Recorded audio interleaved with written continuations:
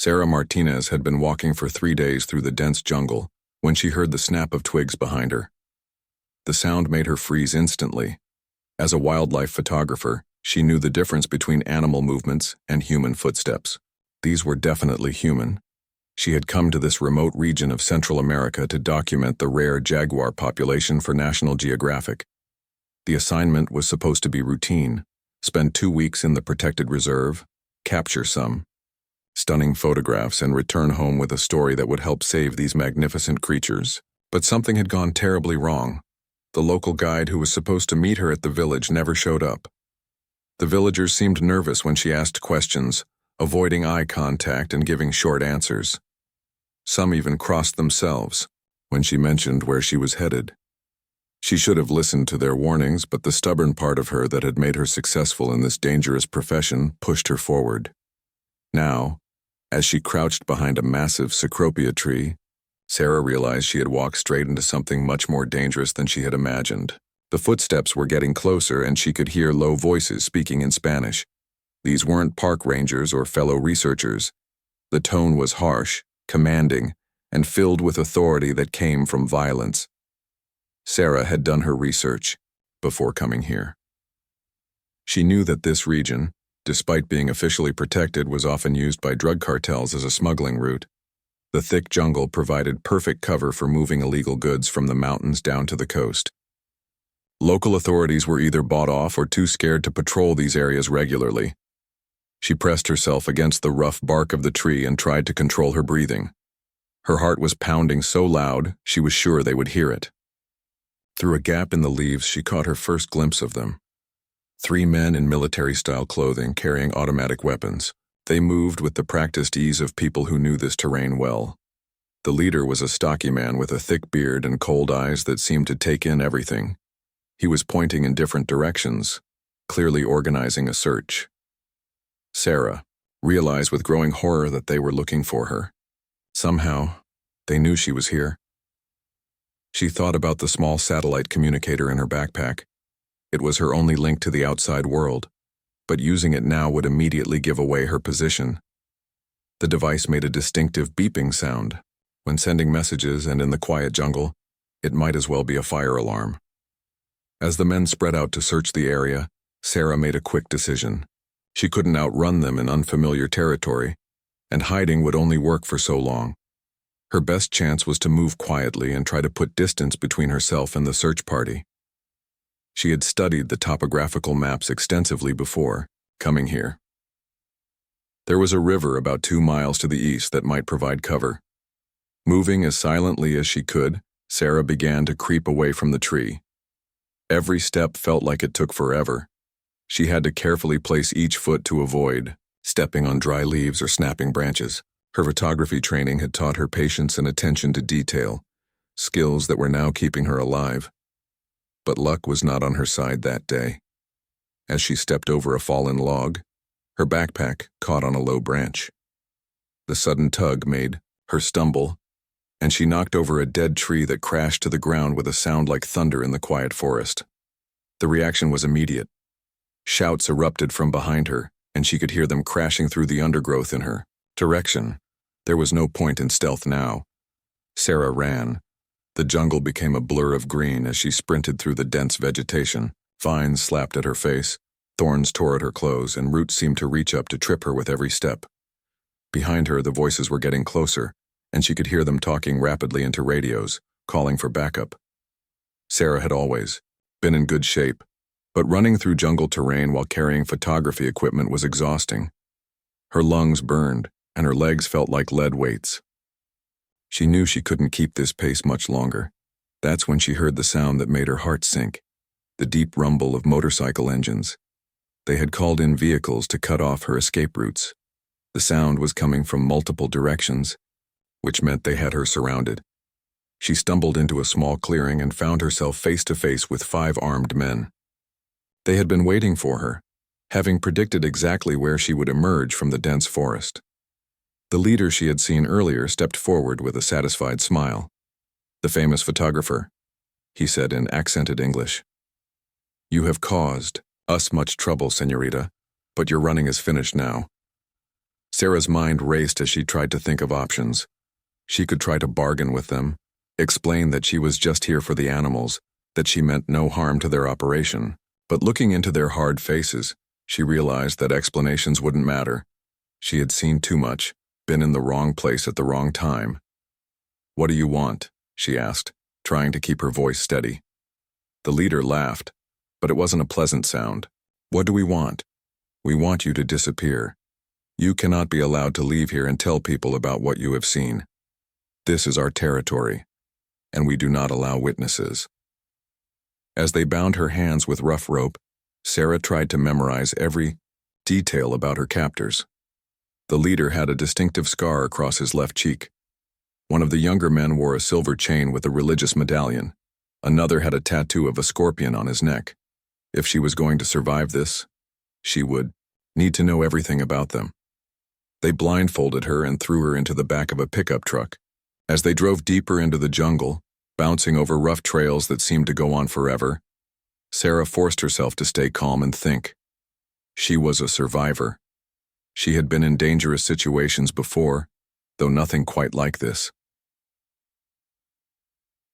During her career, she had escaped from angry elephants in Africa, survived a blizzard in Alaska, and once spent 3 days lost in the Amazon. Each time she had relied on her intelligence, her knowledge of survival techniques, and her refusal to give up. This situation would be no different. As the truck finally stopped and rough hands pulled her out, Sarah began to formulate a plan. She would need to be patient, careful, and ruthless. These men had made a serious mistake by underestimating her. They saw a lone woman photographer and thought she would be easy prey. They were about to learn how wrong they were. The compound where they brought Sarah was hidden deep in the jungle, invisible from any aerial view. It consisted of several wooden buildings connected by covered walkways, all painted in camouflage colors that blended perfectly with the surrounding vegetation. Solar panels on the roofs provided power, and she could see sophisticated communication equipment through open doorways. They threw her into a small concrete room with no windows and only one heavy wooden door. The floor was damp and the air smelled of mold and fear. A single light bulb hung from the ceiling, casting harsh shadows on the walls. In one corner sat a bucket that served as a toilet, and a thin mattress lay on the floor. For the first 2 days, they barely acknowledged her existence. A guard would bring her water and small portions of rice and beans twice a day, but no one spoke to her. Sarah used this time to study the routine. She counted footsteps in the corridor outside, memorized the timing of guard changes, and listened carefully to conversations in Spanish.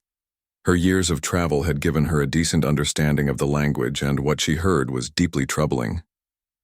This wasn't just a small-time smuggling operation. From the snippets of conversation she could understand, they were part of a larger network that controlled drug trafficking routes across 3 countries. On the 3rd day, the leader came to visit her. He introduced himself as Carlos, though she suspected that wasn't his real name.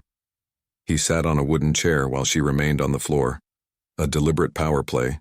"You are probably wondering why you are still alive," Carlos said, lighting a cigarette. "Most people who stumble into our territory do not get this opportunity for conversation." Sarah remained silent, meeting his gaze steadily. She had learned long ago that showing fear to predators, whether human or animal, was often fatal. "You see, señorita, we have done some research on you. Sarah Martinez, 32 years old, award-winning photographer. You have worked in many dangerous places. Afghanistan, Somalia, the Congo. You are not some innocent tourist who got lost." He leaned forward, studying her face. "This makes you either very valuable or very dangerous. We are still deciding which." "What kind of value could I possibly have to you?" Sarah asked. Carlos smiled coldly. "A famous photographer goes missing in the jungle. Her magazine sends search parties. Government officials get involved. Suddenly, everyone is paying attention to a place where we prefer to work in shadows. This creates problems for our business." "So kill me and be done with it," Sarah said, though her heart was racing. Perhaps. But dead photographers create even more problems than missing ones. Search teams, investigations, international pressure. Very messy. He took a long drag from his cigarette. However, if that same photographer were to have an accident while exploring dangerous territory alone, something more natural, that would be different. Sarah understood. They were planning to stage her death to look like she had been killed by animals or died from natural causes. It would be weeks or months before anyone found her body if they ever did. By then, any evidence of their involvement would have long since disappeared. "How long do I have?" she asked. "That depends on how cooperative you are. We need to know who sent you here, what you have already reported, and whether anyone else knows about this location." Sarah realized this was her opportunity. "I'll tell you everything, but not like this. I'm not going to talk while sitting on a concrete floor like an animal." Carlos laughed. "You are not exactly in a position to make demands. Actually, I am. You need information from me, which means I have something you want. I'm not asking for freedom, just basic dignity while we talk. A chair, decent food, maybe a shower. Otherwise, you'll get nothing from me and you'll have to explain to your superiors why you couldn't get a simple photographer to cooperate." The leader studied her for a long moment, clearly weighing his options. Finally, he nodded. "Very well. You will be moved to better accommodations. But understand this. Any attempt to escape will result in immediate and painful consequences." That evening, they moved her to a small cabin on the edge of the compound. It had a real bed, a table with 2 chairs, and even a tiny bathroom with running water. More importantly, it had a window that looked out into the jungle. For the first time since her capture, Sarah felt a spark of hope. The next morning, a guard brought her coffee and eggs instead of the usual rice and beans. Carlos arrived an hour later with a notebook and pen. "Now then," he said, settling into the chair across from her. "Let us discuss your assignment here." Sarah had spent the night preparing for this conversation. She needed to give them enough information to seem cooperative, while buying herself time to plan an escape. More importantly, she needed to learn more about their operation and identify weaknesses. "I was hired by National Geographic to photograph jaguars," she began. "It's part of a conservation story they're planning to publish. I was supposed to spend 2 weeks here, then return to file my report." "Who was your local contact?" "A guide named Miguel Hernandez. He was supposed to meet me at the village of San Rafael, but he never showed up." Carlos made notes as she spoke. "How much did your editors know about your exact location?" "Only general information. I was supposed to check in every 3 days using a satellite communicator. My next scheduled contact is tomorrow." This was partially true. She did have scheduled check-ins, but they weren't daily. Missing 1 or 2 wouldn't immediately raise alarms back home. "What happens if you miss this contact?" "Nothing dramatic. They assume equipment failure or weather problems. But if I miss 3 consecutive check-ins, they'll start making calls to local authorities." Carlos nodded, apparently satisfied with this answer. "You mentioned research. What exactly did you learn about this area before coming here?" This was where Sarah began to be more creative with the truth. "I knew it was a protected reserve with limited access. I read reports about illegal logging and poaching, but nothing about drug trafficking. That's not something National Geographic typically investigates." She was lying, of course. Her research had included reports about cartel activity in the region, but admitting that would only make her situation worse. For the next several hours, Carlos questioned her about every aspect of her assignment. Sarah answered carefully, mixing truth with strategic omissions. Throughout the conversation, she was studying him, looking for patterns and weaknesses. She noticed that he checked his watch frequently and seemed distracted around noon. His radio chattered with regular reports from other locations, suggesting this was just one part of a larger operation. Most importantly, she observed that he treated her with a mixture of respect and caution, which meant he still wasn't entirely sure what to do with her. As the day wore on, other members of the group came and went. She counted at least 12. Different men, all armed and clearly experienced in this type of work. But she also noticed something that gave her hope. They were comfortable, perhaps too comfortable. This compound had been their base for some time, and they had fallen into predictable routines. That evening, as Carlos prepared to leave, Sarah made her move. "I've been thinking about your problem," she said casually. "The one about what to do with me. He paused at the door. Oh? You're right that killing me outright would create complications. But staging an accident has its own risks. What if the body is found too soon? What if forensic evidence contradicts your story? Carlos turned back to face her, his expression curious despite himself. There might be a third option, Sarah continued. One that could actually benefit both of us. I am listening. What if the famous photographer didn't die here? What if she simply disappeared, left the jungle and vanished completely, leaving no trace behind? Explain. Sarah took a deep breath. This was the most dangerous part of her plan, but also the most crucial. I disappear permanently. New identity, new life, somewhere far from here. In exchange, I become invisible. No stories about what I've seen. No investigations. No problems for your organization. And why would you agree to this? Because the alternative is death, and I prefer to live, even if it means giving up my old life. Carlos stared at her for a long moment, clearly intrigued despite himself. This is an interesting proposal, but it would require trust, and trust is not something we give easily. I understand. That's why I'm willing to prove my commitment. How? Sarah met his eyes, steadily. By helping you eliminate a problem you don't even know you have yet. Carlos leaned back in his chair, his eyes narrowing with interest. What kind of problem? Sarah had been waiting for this moment, having carefully observed the compound's routines and personalities over the past few days. One of your men is planning to betray you. He's been taking pictures with a hidden camera and making notes about your operation.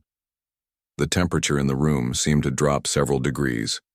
Carlos's relaxed demeanor vanished instantly, replaced by the cold calculation of a professional killer. That is a very serious accusation. You had better be certain about this. I am certain. The man with the scorpion tattoo on his neck, Diego, I think you call him, he has a small camera hidden in his belt buckle. I noticed it yesterday when he brought my food. The lens is disguised as a decorative silver dot, but I've worked with hidden cameras before. I know what to look for. This was partly true and partly educated guesswork. Sarah had indeed noticed something unusual about Diego's belt buckle, and his behavior had seemed different from the other men. He was nervous, jumpy, and avoided eye contact with Carlos. Whether he was actually a spy or simply planning to steal from the operation, Sarah was betting that Carlos's paranoia would do the rest. Carlos stood up abruptly and began pacing. Why should I believe you? This could be an attempt to create confusion to turn us against each other. Because I have nothing to gain by lying about this. If I'm wrong, you'll know it soon enough and I'll pay the price.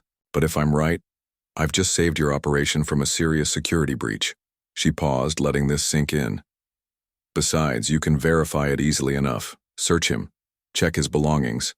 If I'm lying, you'll know within minutes. Carlos studied, her face intently, looking for any sign of deception. Sarah had learned how to control her expression during years of photographing dangerous subjects. She met his gaze steadily, projecting confidence she didn't entirely feel.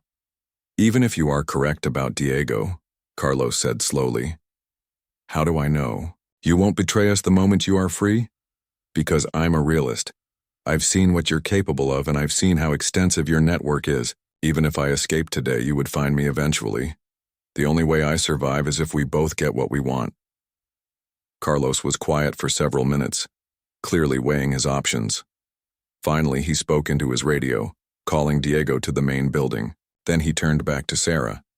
We will test your information. If you are correct, we will discuss your proposal further.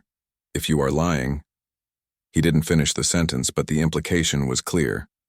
10 minutes later, Diego arrived at the cabin accompanied by 2 other guards. Sarah could see the nervousness in his eyes as he glanced between Carlos and her.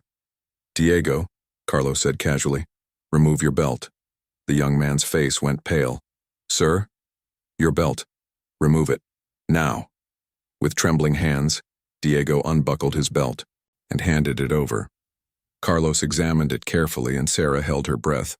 If she was wrong about the camera, her gamble would backfire spectacularly. But she wasn't wrong. Carlos found the hidden compartment in the belt buckle and extracted a tiny digital camera no bigger than a coin. His face darkened as he scrolled through the images. Photos of the compound, the equipment, the faces of various cartel members. 15 years you have worked for us, Carlos said quietly, his voice more dangerous for its calm tone.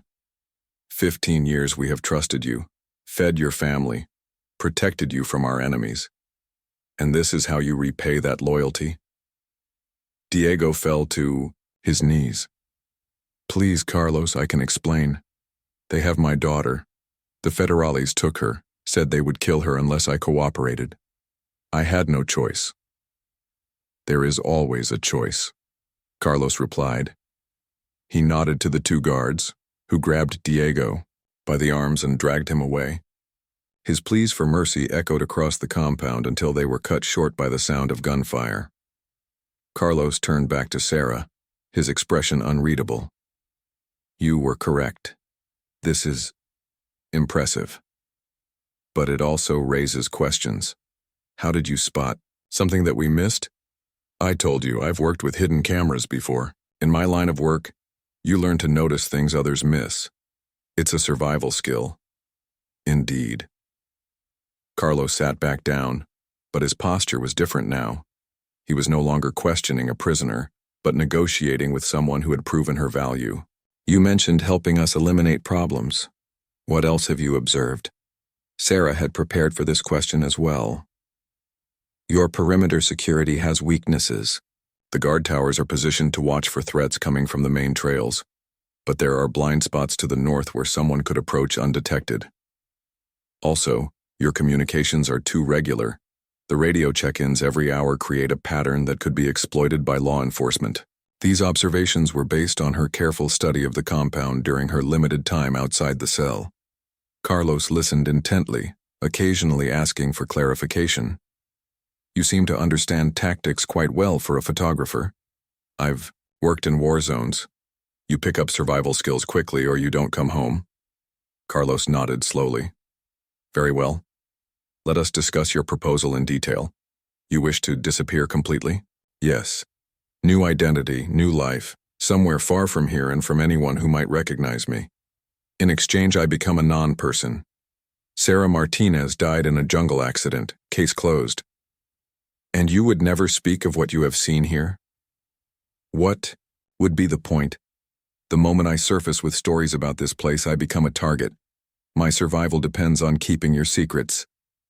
Carlos was quiet for several minutes, clearly thinking through the implications. Finally, he spoke.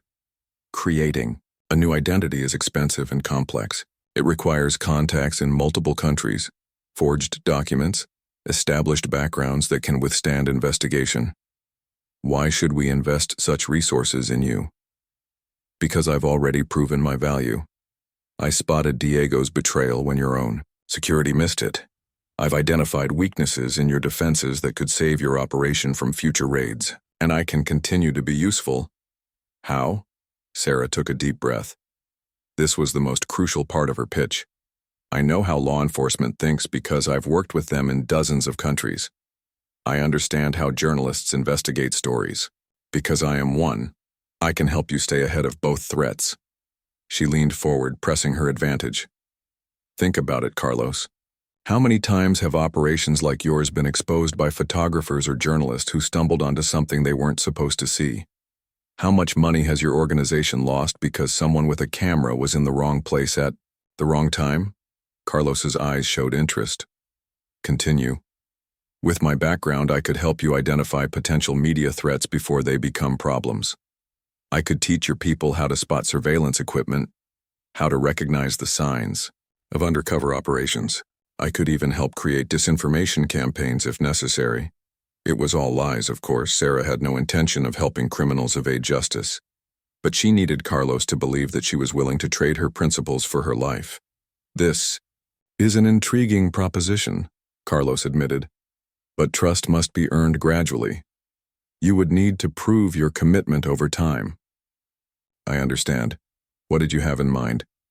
Carlos smiled, and Sarah didn't like the look in his eyes. There are other journalists who have been asking uncomfortable questions about activities in this region. If you are truly committed to your new life, You could help us discourage their curiosity." Sarah's blood ran cold, but she kept her expression neutral. "What kind of discouragement?" "Nothing violent initially. False information, misleading sources, dead-end leads, make their investigations more difficult and less profitable. Show them that some stones are better left unturned." Sarah nodded as if considering the proposal, while her mind raced. She was walking a tightrope now, trying to appear cooperative, while not actually agreeing to harm innocent people.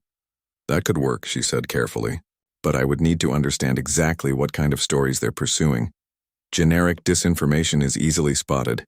Effective misdirection requires detailed knowledge of their specific interests. Naturally, we have files on several problematic journalists. You would have access to all the information you need." Carlos stood up, apparently satisfied with the direction of their negotiations. "I will present your proposal to my superiors. If they approve, we will begin with a small test of your commitment. Consider tonight your last as a prisoner, Señorita Martinez.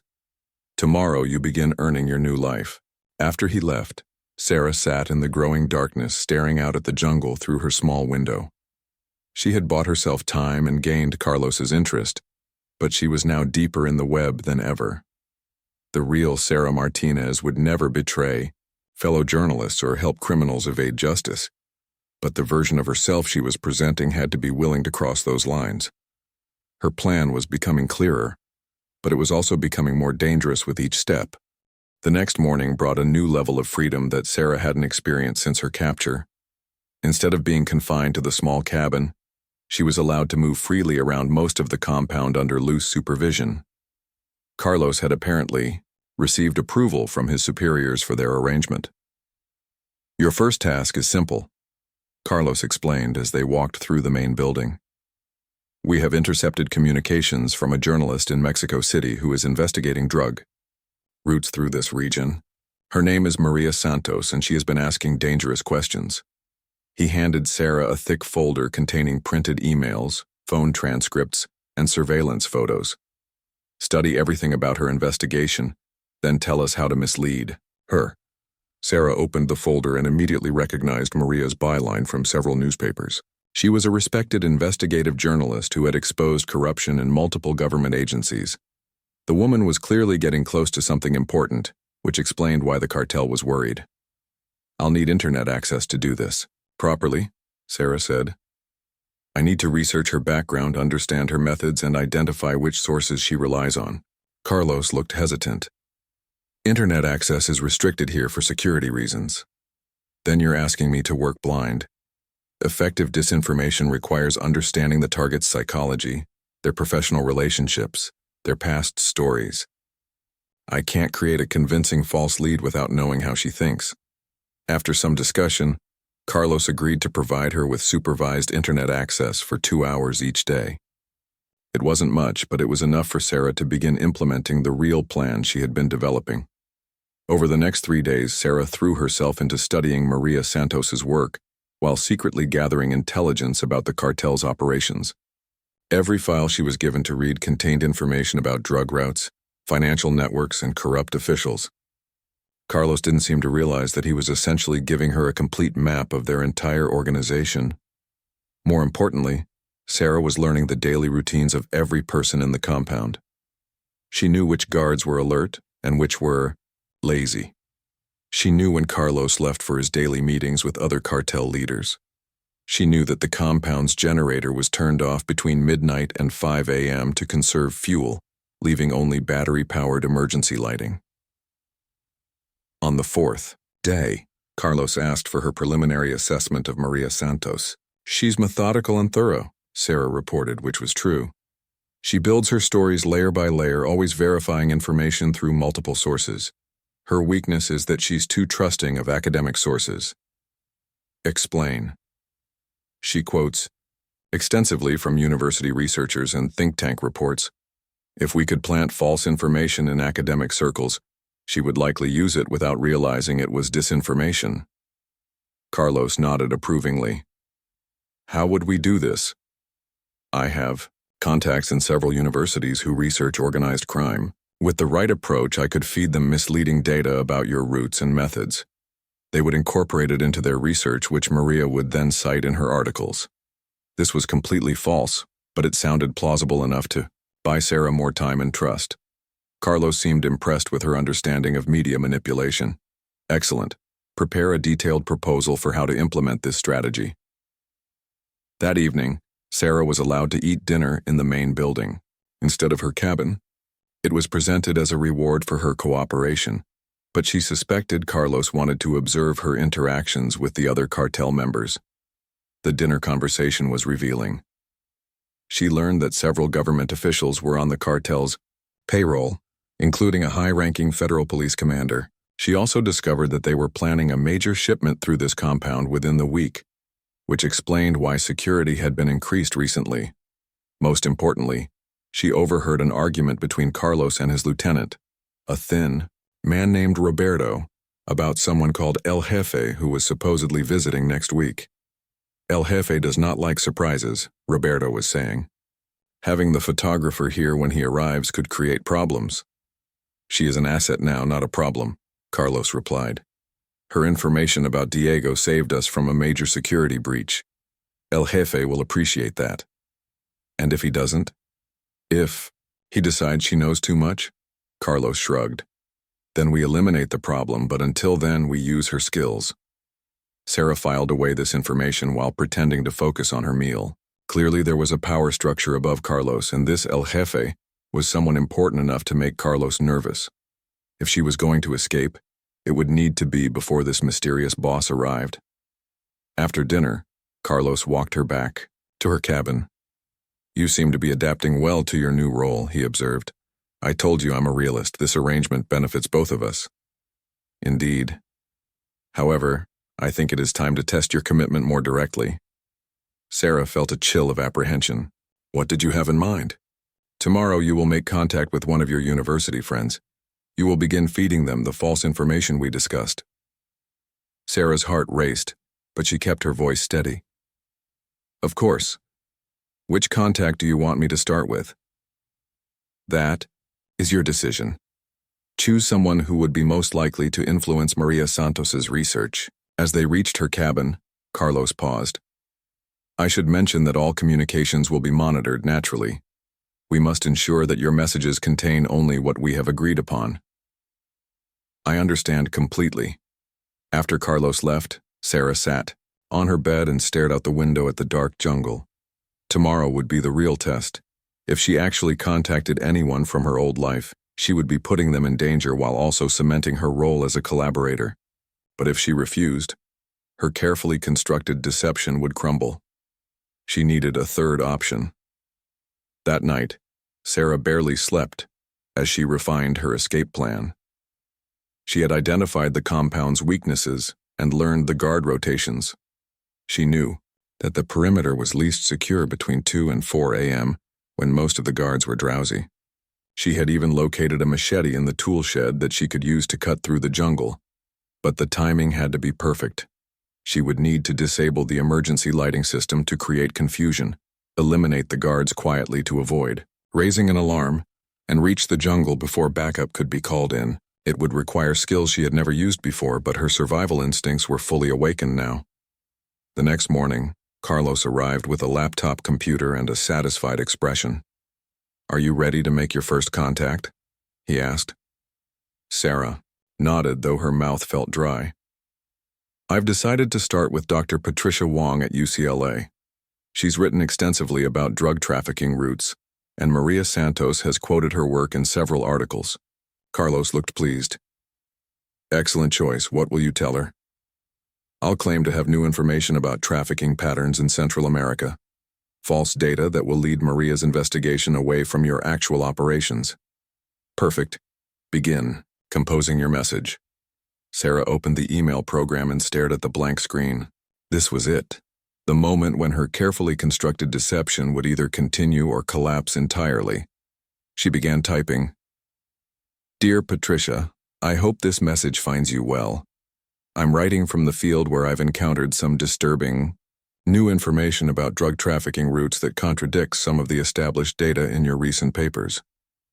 But as she typed, Sarah was implementing a completely different plan. Hidden within her seemingly innocent message were subtle clues that she hoped Dr. Wong would recognize as signs of distress. She used phrases that referenced their past conversations about safety protocols for researchers in dangerous areas. She mentioned specific details about her current assignment that Patricia would know were false. It was a desperate gamble, but it was her only chance to alert someone without directly violating her agreement with Carlos. As she finished the email, Carlos read over her shoulder, nodding approvingly at the false information she was planting. "This is excellent work," he said. "Send it immediately." Sarah clicked the send button, knowing that she had just set events in motion that could either save her life or end it. Now she would have to wait and see if Dr. Wong understood the hidden message while preparing for her escape attempt, because one way or another, she was getting out of this compound alive. That evening, Sarah lay awake listening to the sounds of the compound settling into its nighttime routine. Through her window she could see the guard towers and the paths between buildings. She had memorized every detail over the past week, and tonight she would put that knowledge to use. At 11:30 p.m. she began her final preparations. She had been collecting small items over the past few days. A piece of broken glass from a bottle, wire from a damaged fence, a heavy wrench from the tool shed that she had hidden under her mattress. None of the guards had noticed these missing items, assuming that any damage was just normal wear and tear in the harsh jungle environment. Sarah had also been secretly exercising, doing push-ups and stretches in her cabin to rebuild her strength after days of captivity. Her photographer's training had required physical fitness for working in challenging environments, but she had never needed to prepare for combat before. At midnight, the generator shut down as usual, and the compound was plunged into the dim glow of battery-powered emergency lights. Sarah waited another hour to ensure the guards had settled into their routine. Then she made her move. The first challenge was getting out of her cabin without alerting the guard posted outside. She had noticed that he often dozed off around 1 a.m., leaning against the wall beside her door. Using the piece of broken glass, she carefully cut through the window screen, working slowly to avoid any sound that might wake him. The window was small, but Sarah had always been slender. She squeezed through the opening and dropped silently to the ground outside. The guard was indeed asleep, snoring softly with his rifle across his lap. Sarah could have easily taken his weapon, but gunfire would alert the entire compound. Instead, she needed to be invisible. Moving like a shadow, she crept toward the main building where Carlos kept his office and the communications equipment. Her plan was to disable their radio systems before attempting to escape, buying herself precious time before they could call for backup. But as she approached the building, she heard voices inside. Through a gap in the wooden walls, she could see Carlos talking urgently on a satellite phone. Her Spanish wasn't perfect, but she caught enough to understand that he was reporting to his superiors about her cooperation. "Yes, El Jefe, she has already made contact with the university professor. The false information is being planted as we discussed. No, she suspects nothing. She believes she is earning her new identity." Sarah felt a chill of fear. Even if her hidden message to Dr. Wong had been understood, help was still days or weeks away. She was completely on her own. Carlos continued his conversation, and Sarah learned something that made her blood run cold. "The journalist, Maria Santos, has been located. Our people in Mexico City will eliminate her tomorrow, along with anyone else who has received information from her sources. They weren't just planning to mislead Maria's investigation, they were going to kill her. And it was partly Sarah's fault for giving them information about the journalist's methods. She had been so focused on buying time for her own escape that she hadn't considered the immediate danger to Maria. Sarah knew she couldn't live with that on her conscience. Her escape plan would have to wait. First, she needed to warn Maria Santos. Creeping closer to the building, she could see Carlos's laptop on the desk, still connected to the internet. If she could get to it, she might be able to send a warning message before continuing with her escape. But between her and the laptop were 2 armed guards stationed inside the building. She would need to neutralize them quietly, and she had never killed anyone before in her life. Sarah thought about her options. The guards were alert but relaxed, confident in the security of their compound. They weren't expecting an attack from a supposedly cooperative prisoner. This might be her only advantage. Using skills she had learned from photographing predators in the wild, Sarah studied the guards' positions and movements. One was sitting at a desk near the front door, reading a magazine. The other was standing by the window, occasionally glancing outside but mostly focused on cleaning his weapon.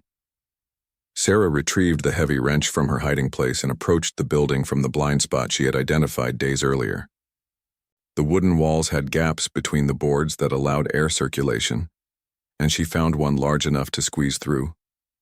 Moving with infinite patience, she crawled under the building and found the main electrical panel. Using the wire she had collected, she created a short circuit that would disable the emergency lighting in exactly 60 seconds. She had observed the electrician working on this system earlier in the week and learned how it operated.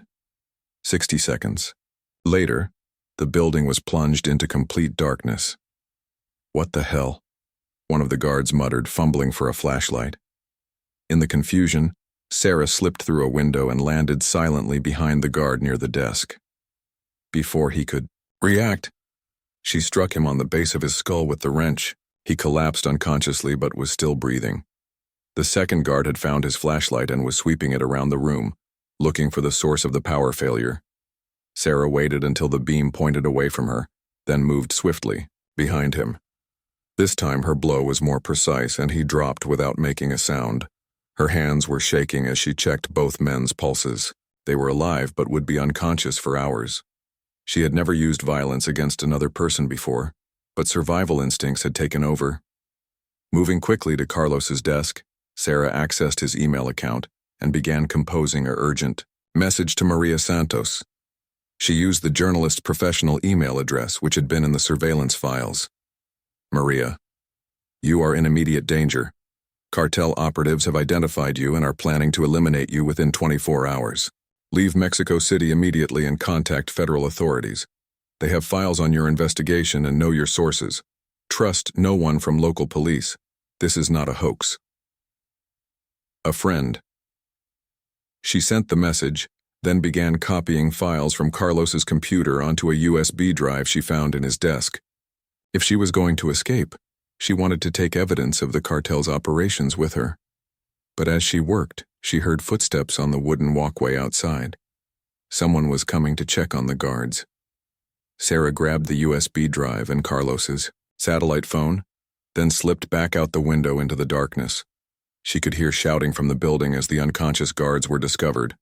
Within minutes, the entire compound was awake and searching for her. Flashlight beams swept across the compound as men emerged from their barracks, calling out instructions in rapid Spanish. Sarah knew she had perhaps 5 minutes before they organized a proper search. She ran toward the perimeter fence, staying in the shadows between buildings. The machete she had spotted earlier was still in the tool shed, and she grabbed it as she passed. At the fence, she could hear dogs barking in the distance. They were bringing in tracking animals to follow her. Scent. Once she entered the jungle, she would have to move fast and far to stay ahead of them. Using the machete, Sarah cut through the chain-link fence and squeezed through the opening. Behind her, she could hear Carlos shouting orders and the sound of motorcycles starting up. They would spread out to cover all the main trails, but Sarah wasn't planning to use the trails. Instead, she plunged straight into the densest part of the jungle, where the motorcycles couldn't follow. Thorns tore at her clothes and branches whipped across her face, but she pushed forward relentlessly. Behind her, the voices were getting closer, and she could hear the baying of hunting dogs. Sarah had studied topographical maps of this region extensively before her original assignment. If she could reach the river about 3 miles to the east, she could use the water to mask her scent and make it harder for the dogs to track her. But 3 miles through dense jungle in the dark was a challenging journey even under the best circumstances. With armed killers and tracking dogs pursuing her, it might be impossible. As she ran, Sarah tried not to think about what would happen if they caught her. Carlos would not be interested in negotiations this time. She had proven herself to be far too dangerous to keep alive. The sound of the dogs was getting closer, and she could hear men crashing through the undergrowth behind her. Sarah pushed herself harder, running faster than she had ever run in her life. But speed wasn't going to be enough. She was going to have to be smarter than her pursuers, and she was going to have to become someone she had never been before. She was going to have to become a killer. The river was still 2 miles away when Sarah realized the dogs were gaining on her. She could hear them clearly now, their excited barking echoing through the dark jungle as they followed her scent trail. Behind them, flashlight beams swept, back and forth between the trees, and she could hear Carlos shouting commands to his men.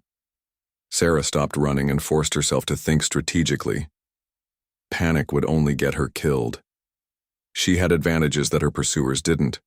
She was smaller, lighter, and desperate, but they had superior numbers, better equipment, and knew this terrain intimately. Looking around, she spotted a massive cecropia tree with thick, spreading branches about 30 feet above the ground.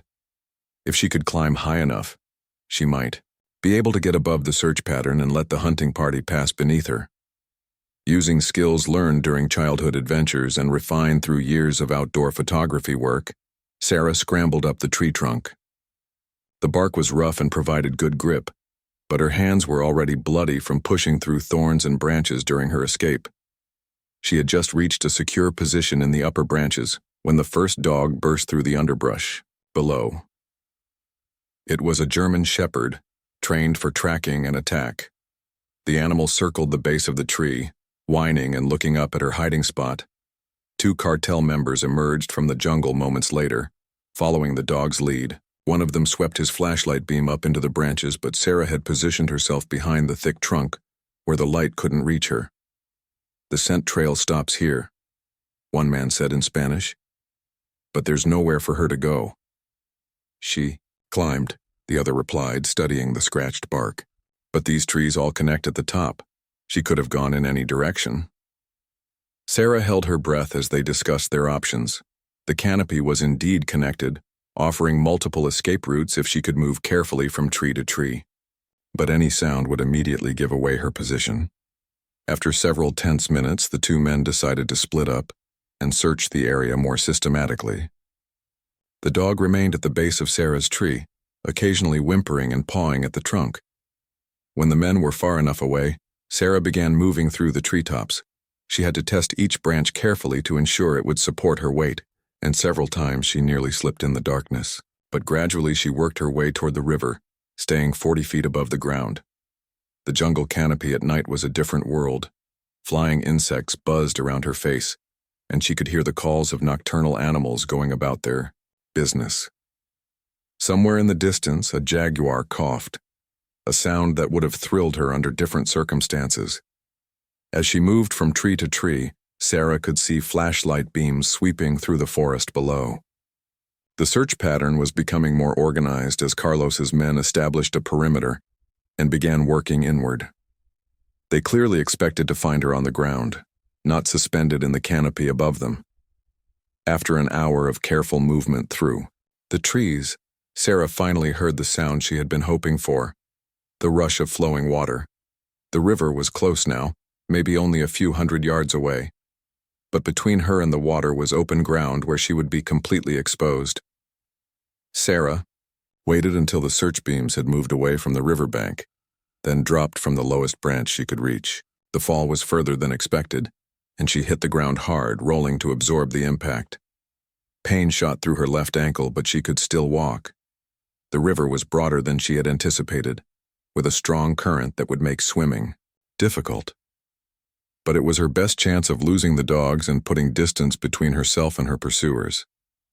Sarah waded into the water, gasping as the cold current reached her waist. The bottom was rocky and uneven, making it hard to maintain her footing, but she pushed forward, using the machete as a walking stick to steady herself against the current. She was halfway across when she heard shouting from the bank behind her. Someone had spotted her movement in the water. Flashlight beams converged on her position, and she could hear Carlos's voice bellowing orders. "There! In the river! Don't let her reach the other side!" Gunfire erupted from the bank, bullets splashing into the water around her. Sarah dove beneath the surface and let the current carry her downstream while she swam underwater. Her lungs burned, but she stayed submerged as long as possible.